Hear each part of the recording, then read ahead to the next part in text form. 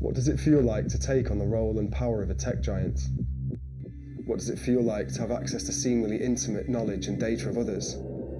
People you will never meet or never know. And what would you be willing to do with that data? Spectre is an interactive installation that tells a cautionary tale of technology, privacy and democracy, curated by algorithms and powered by visitors' data. Two of the main questions we wanted to explore with the Spectre project is, what does it feel like when our personal data is used in unexpected ways by powerful tech companies? And how, as a result, can that change our understandings of today? Spectre's been fabricated by an amazing company called Anki Manufacturing. A steel frame welded, powder coated, and then we fitted all the technology inside. To create Spectre, we've collaborated with world-leading institutions and artificial intelligence and machine learning companies to merge the fields of the arts and sciences, to develop new ways of seeing. We wanted to begin to see the world as machines do, to explore the limits of AI, machine learning, and computational forms of propaganda. Sculpturally, Spectre is influenced by conceptual artists like Sol LeWitt, by the visionary filmmaker Stanley Kubrick, by ancient religious monuments, and by the physical infrastructures of the internet, the black boxes of servers that exist, but like the algorithms that they contain, are hidden from public view. Spectre is monolithic in form to reference these architectures and sites of worship, but also to reference the modern physical monuments of the smart city that are emerging, almost overnight, much like the monoliths of Kubrick's classic film 2001: Space Odyssey. In many ways, Spectre can be seen as a series of contemporary standing stones, algorithmically defined stone circles for the 21st century that invite audiences in to pray at the altar of dataism. The reality is that so much of our lives now are ruled and governed by obscure black boxes and the technologies inside them. And in the current age of surveillance capitalism, our futures and destinies are intertwined with the technologies that underwrite and mediate most of the way that truth is created. In many ways, the price we have to pay to learn from the gods of Silicon Valley is our privacy. This has huge implications for us all, as we simply can't have functioning democracies without privacy. And the levels of corporate power we're seeing now with regards to who controls our data and what happens with it will no doubt be an issue that will define the next century. Take Facebook, for example. One man is majority shareholder, with total controls of billions of people's stolen data. All their lives, all their secrets, all their futures. We need to ask if this is a safe place for our data to be, because it's clear that whoever owns the data owns the future, and we have no idea what is being done to our data and how it is being used to influence us.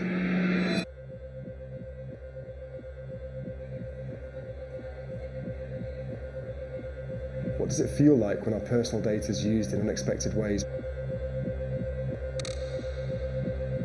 In many ways, the price we have to pay to learn from the gods of Silicon Valley is our privacy.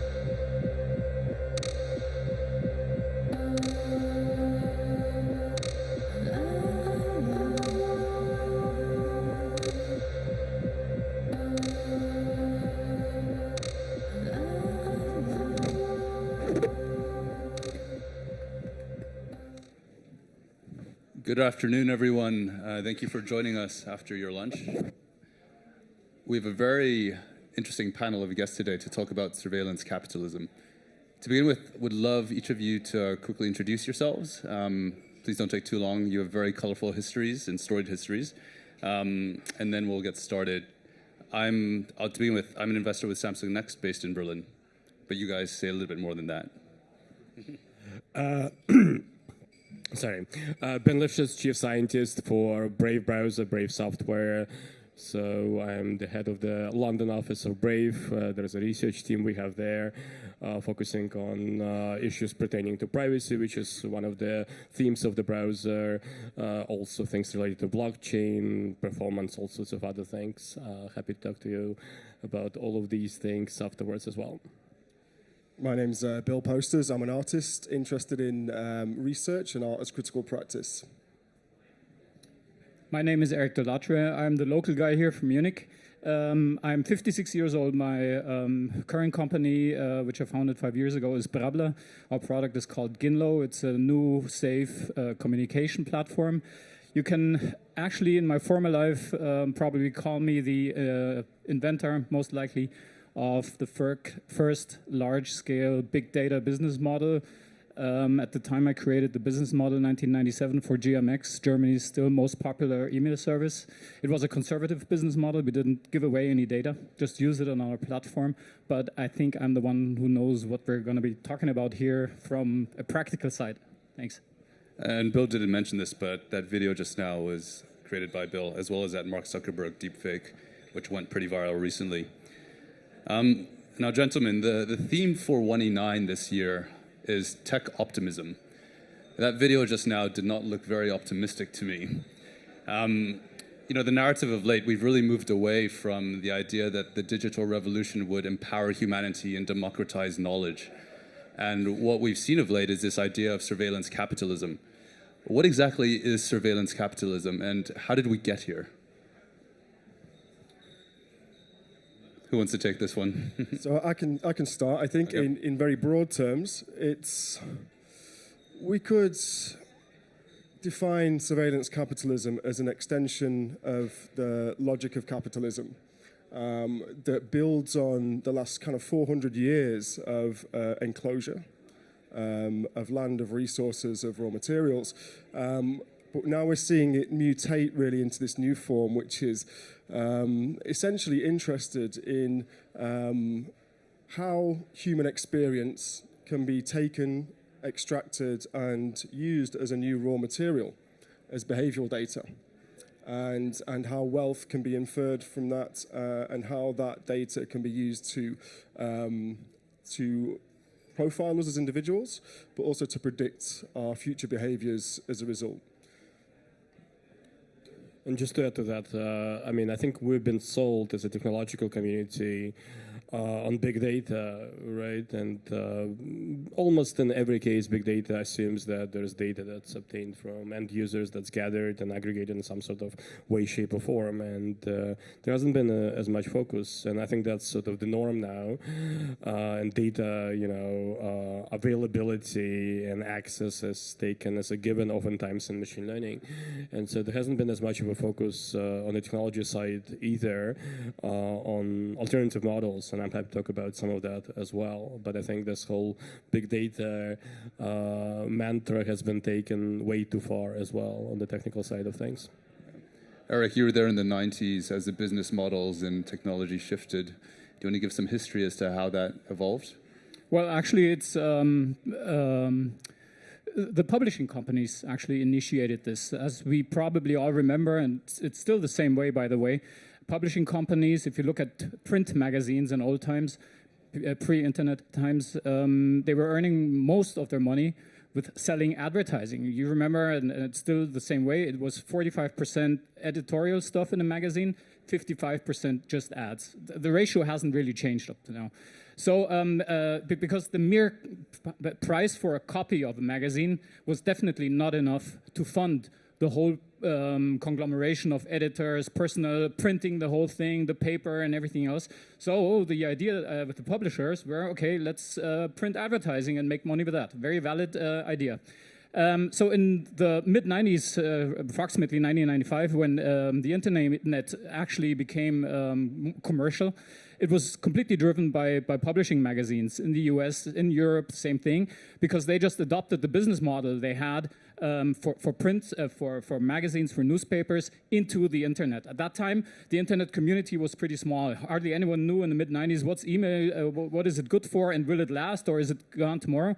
And these were the times where people were thinking, like these publishing companies, hey, there's so few people, how can we earn money? We won't charge anything for our service. We just sell advertising to the industry. And this is how it started. And things haven't changed up to now. Consider Facebook or whoever else, like a publishing company. They thought they have to keep things for free. We all learned in our past from our parents, if something's being offered to you for free, look twice, there might be some risks. So in the internet, we forgot that because our natural instinct for being afraid of being watched and everything, we don't have this on a digital basis. If you remember, or if you experienced it before, when you go out into the dark and suddenly you hear something behind you, or you have this, it somehow, you know, it runs cold down your neck because you feel somebody's watching you. This is a natural instinct we got when we were still living in somewhere in the mountains. No, I lack the English word.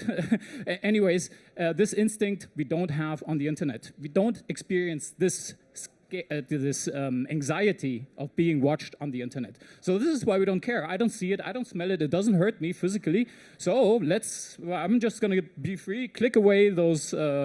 I'm sorry, my English here somehow lacks. Anyway, the contract that you do, even if you terms of service. Yeah. Terms of service, thank you. We just click it away. We don't read it, and it actually says we're selling our soul. Yeah, okay, I'm selling my soul. Fine with me. More important, it's for free. Well, and we all know nowadays about the side effects. Let me challenge that for a second, because some would say that why do we even care about privacy? Is privacy a 20th century anomaly? Did we have a golden age of privacy where in the late 19th century moral structures loosened, and until we had this mass chronicling and surveillance, this was a period of history where we did live and care about this type of stuff. But now we're actually returning to the medieval village where everyone knew your business. Okay, I think here, us in Germany, I'm only half German. My father's from the Philippines, but was born here in Munich. But here in Germany, we have a really very intense history of being watched. If you go back to 1933, and I'm sorry, this is really painful for everyone, but especially for the Germans, you really don't want to talk about that era.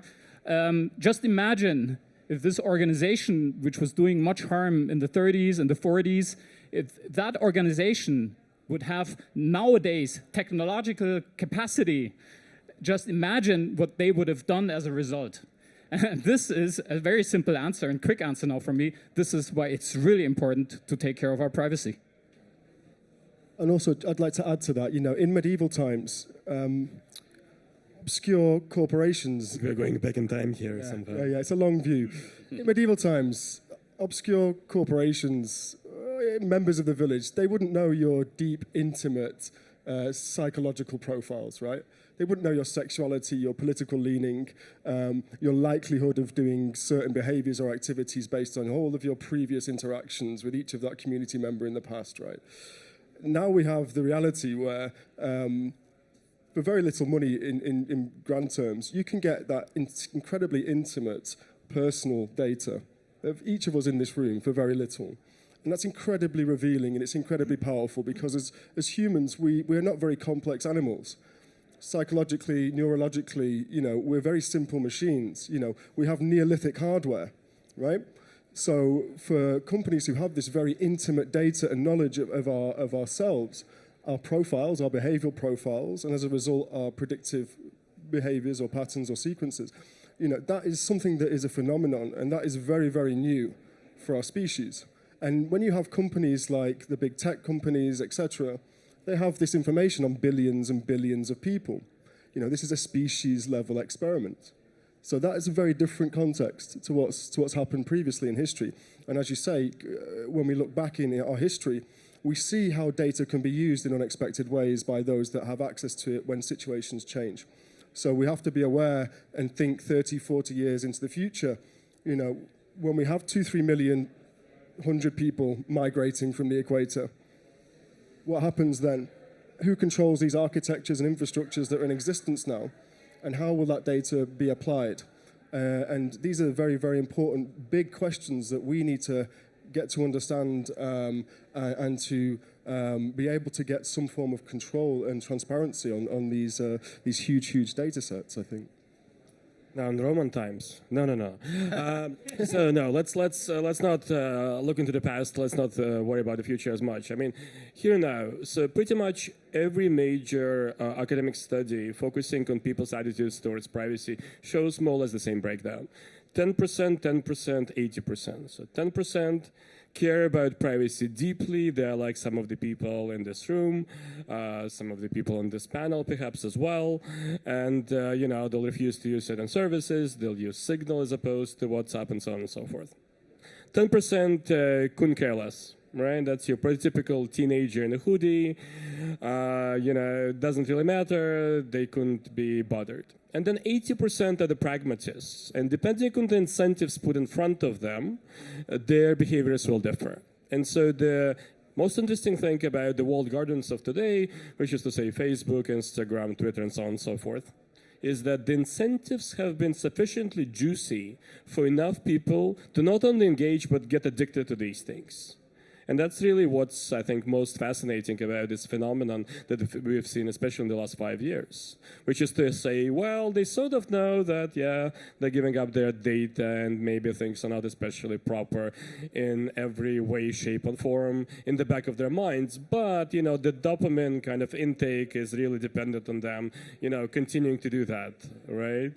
And, you know, for these companies, as long as they offer something that's sufficiently exciting and continue to do so, I think the kind of equation works out, right? So we need to be aware of that because, you know, only a small percentage of the population are so deeply concerned about this as I think some of us are. As deeply concerned about this as some of us are. Let's stick to this topic for a second, this 10-10-80 ratio, which you speak about. Because, you know, on the commercial side, the question really is, are the trade-offs equivalent, right? The market theory expectation is that if there's demand for this type of thing, then competition will arise. And we haven't really seen a shift yet. I mean, will there need to be some kind of sea change amongst public opinion? Will consumers have to balance privacy with convenience? I think there's a lack of business models that have been proven to work in this space. And I mean, if I can give you like a 5-second plug for Brave, this is actually one of the things we're trying to do. We're trying to prove that, and we're trying to demonstrate it in practice, industrial practice, commercial practice, that client-side models, machine learning models, are often more effective than the big data models that require siphoning, you know, data from millions or billions of users. And that's a difficult thing to show technically, and that's a difficult thing to show in terms of a proof, in terms of a working business model, because it's not enough to just kind of say, well, no, let's kind of have a, you know, protective technology. You really have to show something that's a viable alternative. And I think, you know, especially in academic work, I see this time and time again, right? So there are people who work on preventive technologies, privacy protection, things like that, privacy protecting technologies. That's great.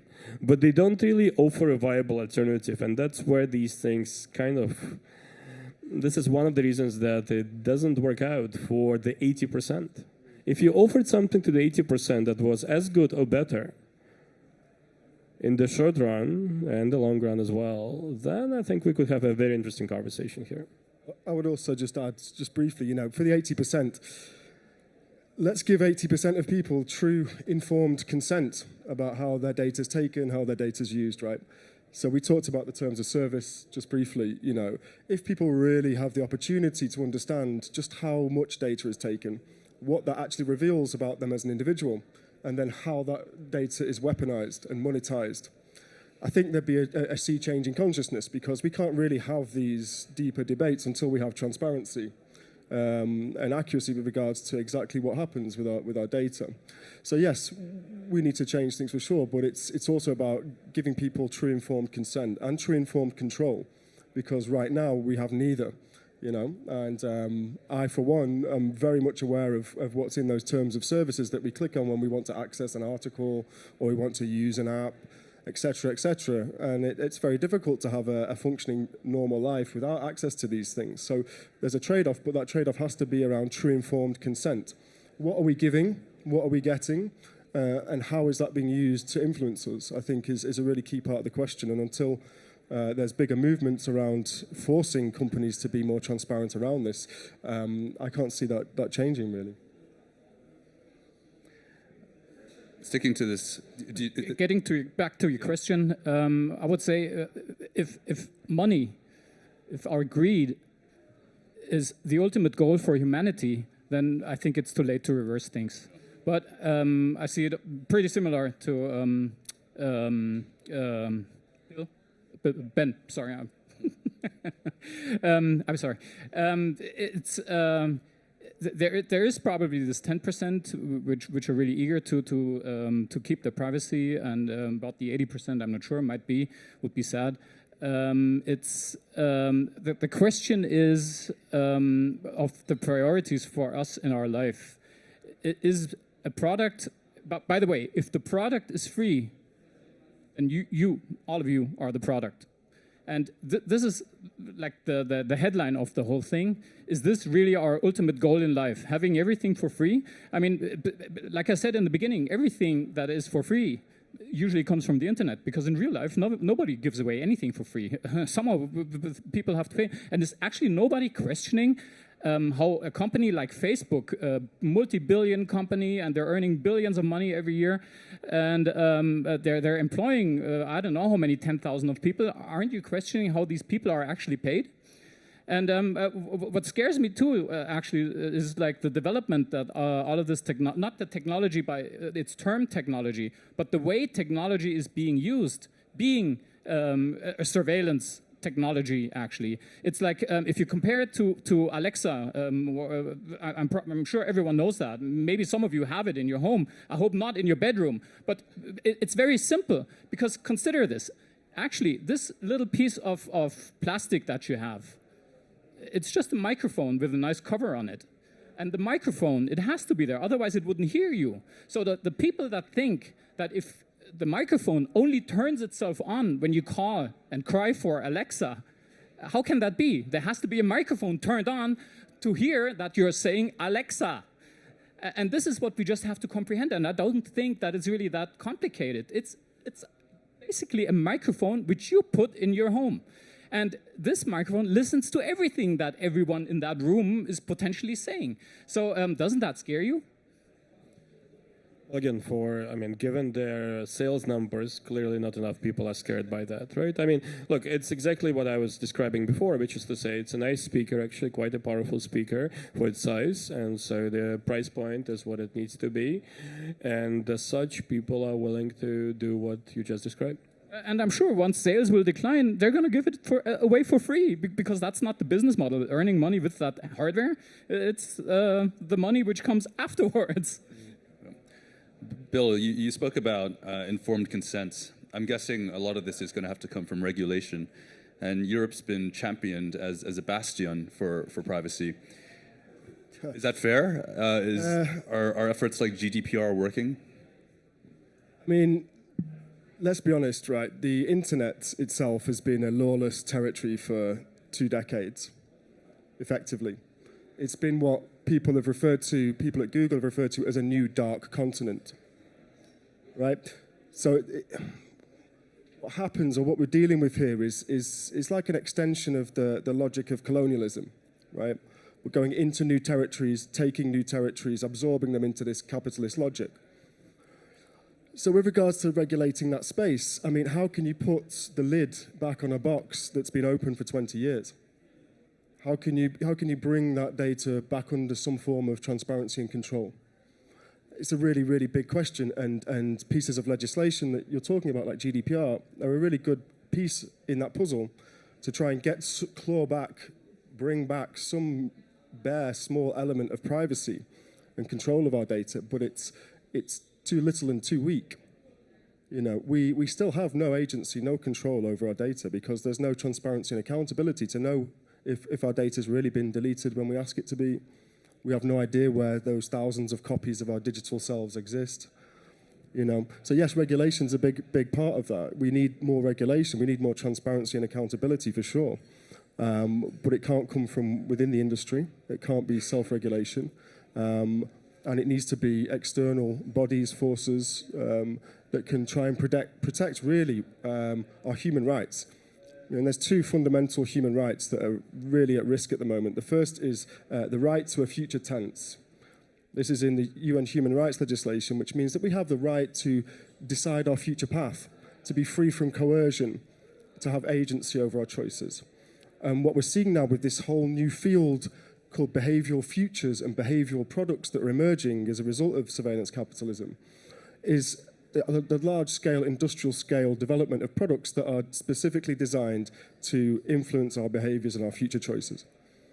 So again, yes, we need regulation, but we also need a real clear understanding of exactly what needs to be regulated and how. I mean, I personally wouldn't be so as negative as that. I think there is a mix of things. So regulation is one aspect of things, yes, and we are seeing some of these signs certainly in Europe, and things like GDPR fines now starting to come in. It's interesting to observe certainly. Then there are technological solutions, and Brave is very much smack in the middle of the online advertising debacle, and so blocking third-party advertising is the little thing that we do, but it actually makes a lot of difference because, I mean, let's think about tracking and why it's there. Let's think about the motives because it's not irrational, is it? The reason why you're tracked online is, well, I mean, the primary reason, I should say, why you're tracked online is because of the ability to do ad targeting. Why is ad targeting interesting and exciting and important? Well, because people click on ads that are targeted more. It's as simple as that. Without some information about you as a user, about your background, about your preferences, about your propensity to buy shoes or not buy shoes, and cars or not buy cars, and so forth, it's difficult to target. And as such, there's been a set of strategies developed over the last 15 years or so that are incredibly nosy, incredibly privacy violating, but sort of kind of work. So at least they did until I'd say about 4 or 5 years ago. And in the last couple of years, we've seen an interesting sea change when it comes to advertisers, traditional display advertising. Like, when was the last time I don't know, any of you here in the audience, clicked on a banner ad? I mean, I don't know, like for me, it's been, I mean, I use Brave, so I don't see them, but if I use, I don't know, Firefox or Chrome, then I do see some of them, but most of them are kind of, well, lame, shall we say. They're not exciting, and I don't really get the same quality of these ads as I do within a walled garden like Instagram or Facebook. And so I don't really click on them, and so it's hurting publishers, it's definitely hurting advertisers. And so this is a system that's largely imploding.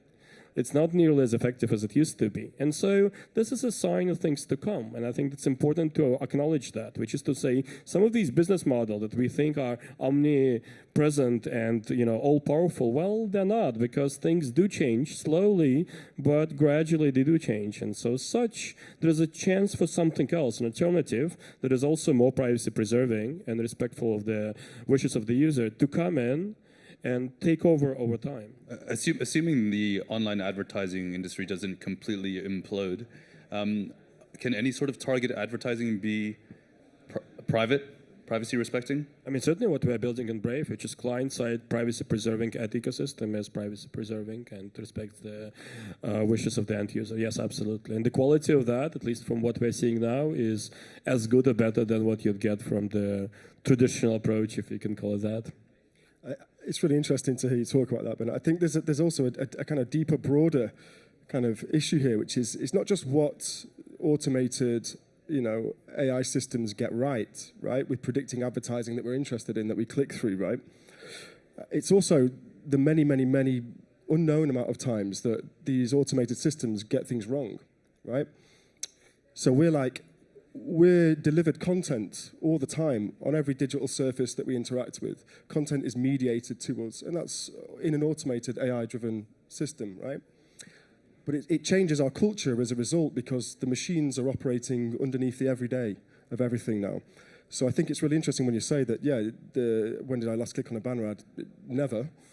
But actually, it's the fact that meaning is being inferred about all of us.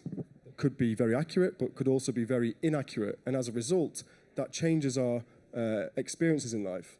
And it also changes our culture as a result as well. So I think there's a deeper cultural kind of connection to that as well, I think. Fair enough, and I think it leads to filter bubbles, which is a problem that's been highlighted quite a lot over the last several years. But let me point out something that's actually not something that's being talked about very much, but is a major phenomenon out there. So we ran a study 2-3 months ago, looking at the top 1,000 most popular news sites online, not only English language, but other languages as well.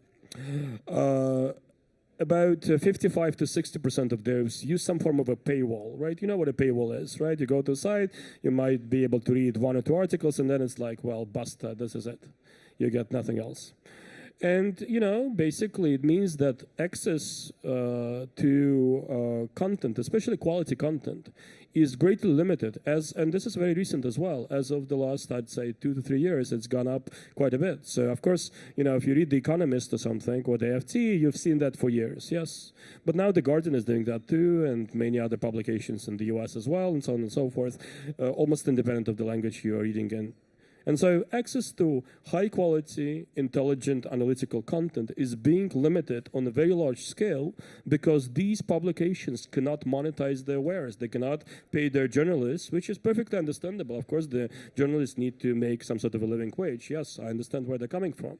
But I think that by itself is a much greater problem for us as a society than many, many other factors, just because, well, effectively, I mean, think about it this way. If you cannot afford to pay, say, 20 euros a month for access to content, all you get is, frankly, nonsense, right? Low quality, lowest common denominator kind of news. That to me, that's a humongous problem. It means that only people who are like, you know, can have some disposable income to spare in this get access to anything that's even remotely interesting and analytical and thoughtful and thought-provoking. We'd love to open questions up to you, the audience, in a few minutes. So if you have any questions, just keep them in mind and we'll open up soon. Bill, you alluded to the fact that our very humanity might be at risk right now. Is our ability to function as a democracy also at risk? Are there any parallels we can draw to the surveillance states which are arising globally? Yeah, big question, you know. I think, as we've kind of touched on, it's really difficult to have a democracy without privacy. You know, we've seen state surveillance apparatuses in history that were very efficient in limiting the amount of freedom of expression, movement, etc. of populations before. But what we're really seeing now is something very different. It's not visible, you know. It operates underneath the everyday. So it's a really interesting time for sure. Will the lack of privacy affect our democratic structures? Yes, of course. We've seen it recently in the UK with the Brexit referendum.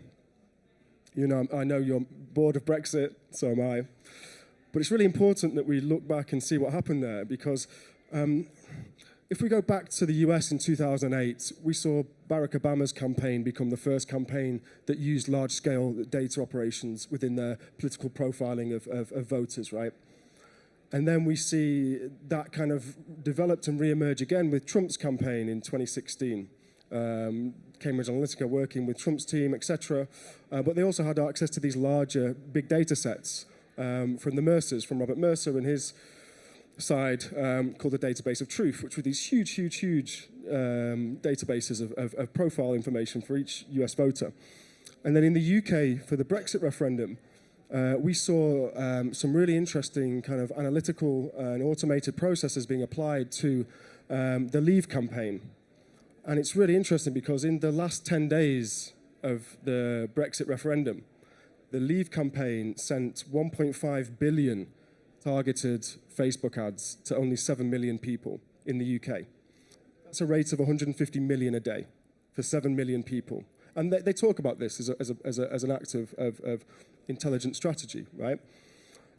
Could you argue that that level of computational propaganda, targeted propaganda, could generate a 2% swing with people that had been never voted before? They profiled these people as what they called persuadables, right? So they used the Ocean profiling, which measures your personality traits along 5 scales. And then they worked with the Canadian firm called Aggregate IQ to automate systems that would generate micro-targeted content, image, text combinations to people with different levels of each of these personality traits that hadn't decided if they were going to vote or hadn't voted before. All of this is done within a regulatory framework that has no transparency, no control, no legislation, right? And elections are happening every day. Every month somewhere in the world there's a new election. There's a new application of these types of technologies and these types of political kind of strategies, if you like. And that is very, very worrying because we are very simple creatures, even though we don't like to think it. You know, we think we need to protect children, which is valid, absolutely. But as adults as well, psychologically, we are very, very simple creatures in many ways. And it's interesting to see how these technologies have been applied, how these automated and AI-driven kind of political strategies have been applied. And that opens up a very dangerous space for democracy, you know? So it's really about kind of understanding what's happened previously, but also forecasting into the future and making sure that we can safeguard these democratic processes that we need right now more than ever, right? So yeah, it's a difficult territory, but there's some very good people doing some very good work. We're seeing, like Ben mentioned, the Information Commissioner's Office in the UK issuing record fines now. You know, the government's legislative wheels are turning very slowly, which is great to see. But the urgency is really, really the key thing here, because we can't pause time, and we can't pause how our data is being used either. Do we have any questions from the audience?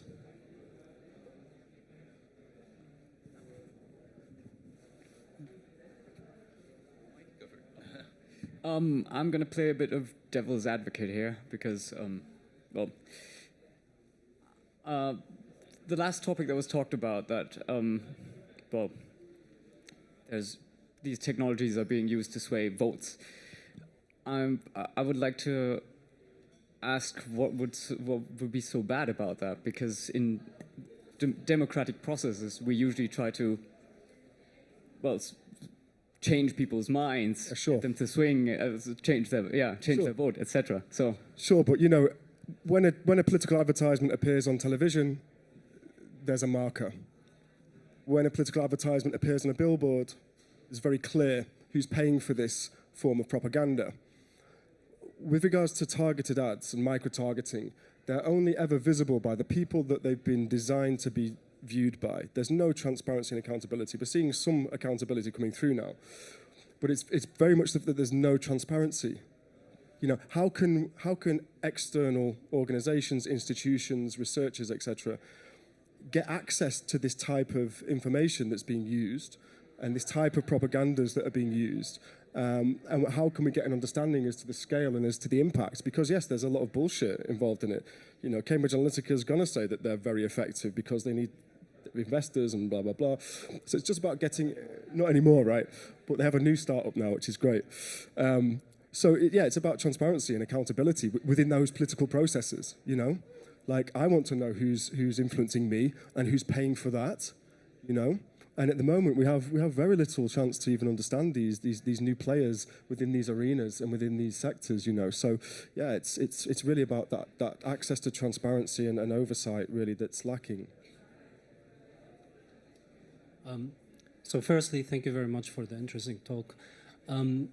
You've mentioned, I mean, most of these issues that you now are mentioning, I believe that at least for the biggest part of this audience, they're rather aware of them. And there's been some measures to fix this, but the truth is that these measures are not working. So for example, terms and conditions, I remember first time I had my email, I actually read them through. Today, if I get terms and conditions, anything more than 2 seconds, I just click through. Cambridge Analytica, public shaming, everyone was noisy about it, NSA, then people moved on. Putting some subscription systems, still New York Times, you pay, I don't know, $1 for the article, nonetheless, they will collect your data. What I would like to hear more is, do you have some suggestions or some ideas, what would actually be effective? What would actually be work? I mean, we'll find a way, we'll find a solution, but what is your suggestion? I think you have to consider that from different sides, from two different sides. The economic view perspective for a company who would probably invent such a business model, which is without any tracking. And the second one is our society, how we approach things. That example with the New York Times is pretty good. Imagine, for all those scared people here, there is a publishing company like the New York Times that will say, okay, we're going to stop tracking, but we have to charge you $2 or $3 per month. Do you think that nobody would do that? I think there's going to be a lot of people who are going to do that. Maybe not the 2.5 billion customers of Facebook. This is pretty clear. But I think the question is, or the problem actually originates from the lack of alternatives. I think there are many people in here, if there would be an alternative to Facebook, where you just pay money or anything else, a different business model, not tracking your data, I guess there will be enough people who would pay for that, who then would actually, it might not be the 2.5 billion users of Facebook, but enough people to actually make that business really good for the one who actually offers it. So we all have, this is I think the very little things that we can do. If we really are concerned about losing our privacy, then look out for products which don't track your data, very simple. And there are products, there are alternatives. I think everyone knows from the real life. Just imagine we just had one piece, one sort of one brand of butter, or soft drink, or just one brand of whatever. But this is what's happening on the internet. There's just one brand. There's Facebook. Who else is there? There is no one. So this is the negative side of a monopoly. But I mean, it's in our hands. How important is Facebook or WhatsApp for us? Is our life really going to end once we delete it and turn to something else? And then, I mean, we're offering a private, a secure messenger at Brabbler at this point. It's going to be more later. It's what I'm saying right now is you don't need to delete WhatsApp on your phone. If you think you're going to lose your social life or anything, then just keep it there. But if you, and this is where the initial thing has to start, in the family. If you think, okay, me, my wife, my kids, we should really communicate on a safe platform. All the rest is okay, we stay on WhatsApp. But for my family, just to exchange some private photos or documents or messages whatsoever, install a second app. I mean, I guess everyone has the space on his mobile phone, on his mobile device, to install a second app. Where's the problem? So just do it. And then you're starting the viral thing already. Because then the next family says, hey, this sounds good. I want that too. And then the next one, and the next one, and the next one. And all of a sudden, almost all of your friends suddenly are also on the second safe app. And this would start things already. It's very simple. But I think it's back to human nature on some level, right? So I mean, again, we have the alternatives. So we have Signal versus WhatsApp. The number of users of Signal is quite small compared to the gigantic number that WhatsApp has. We have subscription-based mechanisms. We have like The Economist, which I mentioned before, but the number of people who subscribe is small. Now, it's good for the economists because these people pay quite well. But, I mean, if there is a new publisher who comes into this and says, well, I'm going to pay up a paywall, well, good luck. Your number of users is going to drop, tenfold within the next 2 weeks. So not very many are bold enough to do that, I should say. So we have seen, actually a plethora of models. It's just that, it's back to 10, 10, 80. And if you want to go after the 80, then you need to make a product that's more exciting than what your competition has, which is a pretty tough thing to do. One more question from the audience, and then the orchestra is about to start playing, so we're going to wrap things up soon. Thanks a lot for the suggestions. And actually, my question is a follow-up question on the question before. You were talking more about alternatives for users, but while you guys had this discussion, I was asking myself, what do we need for architectures as businesses? What should we do? Is it, for example, you said we need new business models and alternatives, but we do have them a little bit, like we do have Signal, Tor, Brave, all of that, Brabbler. And you said we should rethink usability and make more users join. So I would be interested for all four of you to just quickly say, is it research that we need, education, user experience, just things which you think are most important for privacy architectures that we should build for the future so people will use them. Thanks, that would be great. I can add a little bit to that. I think it's really important to take a position with your organization or your entity or your startup which has a values-led and values-based approach, because the issue here is the logic of capital. Right? You cannot go against the cultural norms and traditions of capitalism and expect to be able to compete, right? To be able to get that foothold and to get that level of exposure and scale with your model. But it has to come from an ethical perspective. That you have to adopt a values-led approach to that. and embed that at the beginning with regards to what you're very clear you will do and what you're very clear you won't do. Because until we can change the norms and conditions within this culture, then we can't progress to the types of techno-utopian empowered landscapes and logics that this conference is dreaming of, right? So that's definitely one approach. I mean, another one is a different design of incentives, so design around incentives. There was a interesting talk here, and there's a book that's being released as part of this event on token economics and token-based incentives. And so that's very much where we are with Brave. We are piloting a model where we are paying users who choose to engage with these privacy-preserving ads. We'll see what the future holds. I mean, it's difficult to predict. Others haven't done that yet, but I think figuring out what incentives are, changing them in proper ways, surfacing things like the attention economy, making that tangible, capturing that. I think there is a lot of exciting possibilities there that kind of go beyond, towards enablement, right? And beyond just saying no, if you will.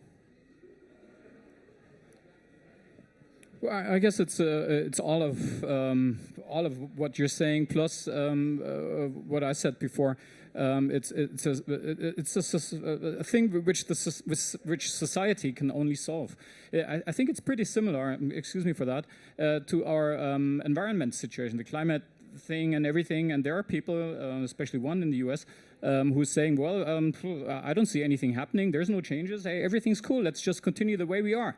And okay, and then some people really jump on it and say, "Yeah, this guy's right." And then what we're basically saying is, let our kids solve the problem. And this also concerns the privacy. I think the privacy issue and the big data issue that we have right now and the climate issue is pretty much similar because it's a lot of it depends on our attitude towards it. If we're not willing to change things, then it's going to continue, and all the ice is going to go into water, and flooding and everything, and our population growth is coming into the picture, and then there's the privacy issue, and we're being manipulated by everyone, and okay, if we just accept this and don't really say and go out, hey, I'm intelligent enough, I'm going to think twice, something's going wrong, and I'm going to do something against it, well, then, good night, Earth. Thank you. We've talked about the inability to pause time, the need for urgency, and the need to change this dynamic. On a scale of 1 to 10, how optimistic are the three of you about our ability to do this? One-word answer. 8. Yeah, I'd say similar, 7, 8. 7, sorry. Great. So we're optimistic about tech again, and in theme for the conference. Thank you for the three of you for joining us today, for your thoughts, and thank you to you, the audience, for your attention and your questions. Thank you for listening.